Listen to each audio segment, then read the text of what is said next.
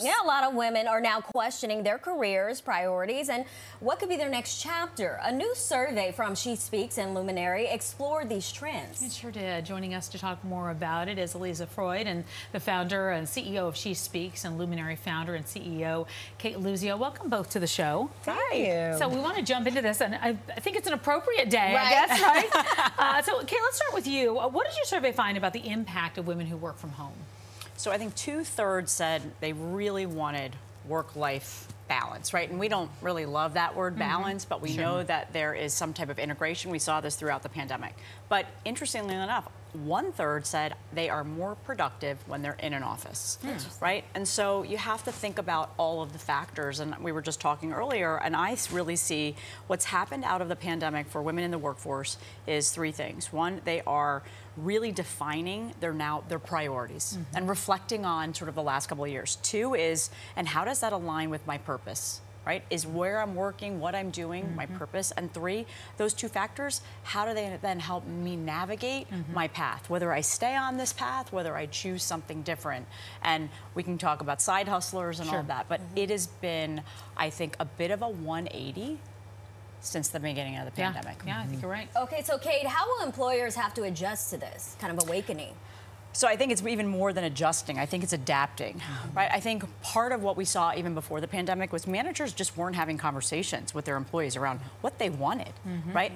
People want to work hard. It is so much less about the activity. It should be so much more focused on the outcome.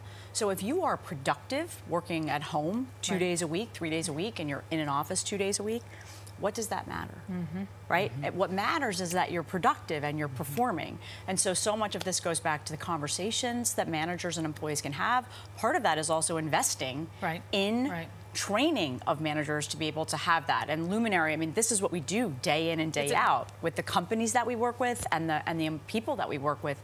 And how do you have that conversation, breaking down those barriers so that we can position ourselves to stay in the workforce for a much longer time. Sure.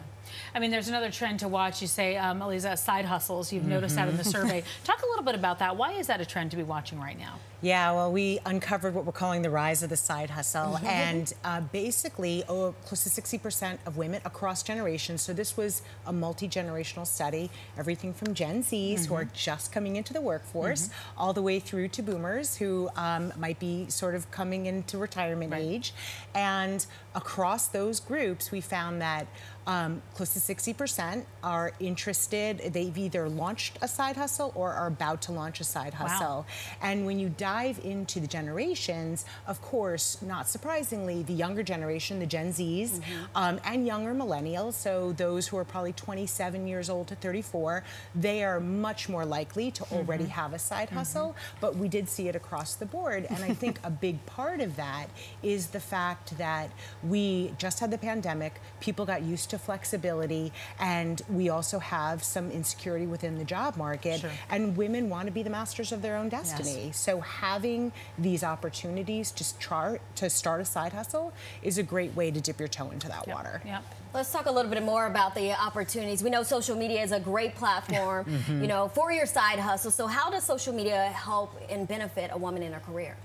Yeah, so one of the really interesting things from the study was the role that we found social media playing within how women were doing everything from finding a job to getting promoted to promoting themselves. And it was really interesting to see that women, again, across age groups, were using social media to build a following so that they had an always-on way to be looking for a job or their next career opportunity. And they weren't just waiting around for them to potentially lose their job. So having that social media is almost like a great equalizer in that we all get this opportunity to be out there and to show people what we know, so that if we do need a job and people can find us, and they are more likely to have an opportunity to know what we're all about before us needing to go find a job. And I'll just add one thing to that. I think the other piece is it's really helped demonstrate thought leadership. Right? It's not just about your job, it's about who we are and what we're passionate about. And so you're seeing so many thought leaders sort of popping up on social media. And two, the opportunity to create and expand your networks through platforms like LinkedIn and others. That's a social media platform. So women are tapping into that now more than ever. Yeah, absolutely. Some good points there. Thank you both so much. So good to see you. Yeah, You great too. Thanks for being here today. Thank you. We're wishing you so much well. I so appreciate it. Thank you so much. Thank you for having us. Congratulations. All right, thank you. And for more information about the survey, you can visit SheSpeaksInc.com.